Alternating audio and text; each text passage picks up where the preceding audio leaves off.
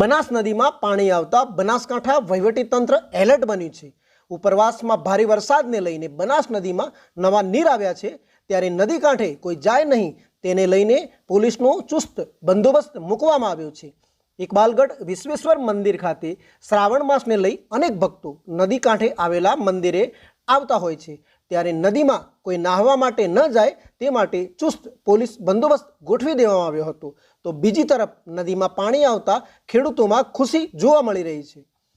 ઉપરવાસમાં ભારે વરસાદને લઈને બનાસકાંઠાની જીવાદોરી સમાન નદીમાં નવા નીર આવ્યા છે, જ્યારે બનાસ નદીમાં નવા નીર આવતા ખેડૂતોમાં ખુશી જોવા મળી રહી છે, કેમ કે પાણીના તળ ઊંડા ગયા હતા, ત્યારે બનાસ નદી જીવંત બનતા ખેડૂતોના પાણીના તળ ઉપર આવશે તેવી આશા બંધાઈ છે અને નદીમાં પાણી વહેતા થતાં ખેડૂતોમાં આનંદની લાગણી છવાઈ છે।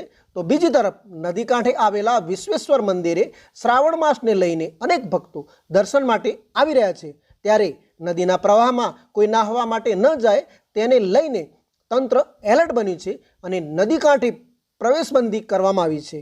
નદી કાંઠે મંદિરની બાજુમાં ચુસ્ત પોલીસ બંદોબસ્ત ગોઠવી દેવામાં આવ્યો છે, જેને લઈને કોઈ પણ ભક્તજનોમાં નદીમાં ન જાય। વખતે વરસાદ ન હોવાથી સુકીભટ નદી જોવા મળતી હતી, પણ અત્યારે સારો વરસાદ થવાથી નવા નીર જોવા મળે છે, તેમજ ખેડૂતોની અંદર ખુશીનો માહોલ જોવા મળે છે।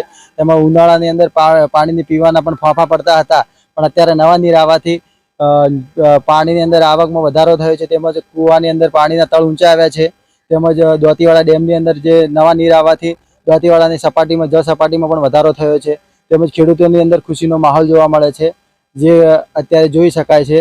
જે અત્યારે પણ અહીંયા અમે બનાસ નદી જોવા આવ્યા હતા, પણ વહીવટતંત્ર દ્વારા પોલીસ બંદોબસ્ત ગોઠવવા આવ્યો હોવાથી તેને અંદર જવા દેતા નથી। તેનું પણ વહીવટીતંત્રે પણ બંદોબસ્ત ગોઠવવાથી અહીંયા ચુસ્તપણે નિયમોનું ચુસ્તપણે પાલન કરવામાં આવે છે। આપનું નામ ડાભી ગણપતસિંહ। આજે બનાસ નદી બે કાંઠે વહેતી થઈ છે।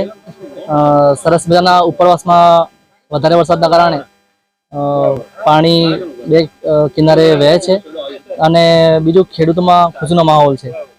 સાથે સાથે લોકોને અને ગ્રામજનોને અપીલ છે કે અહીંયા ખોટું જોખમ ન ખેડે નદીમાં, કારણ કે આપણને વહીવટીતંત્ર અને સરકારના જે સૂચન મળે છે એ પ્રમાણે આપણે કામ કરવું જોઈએ, અને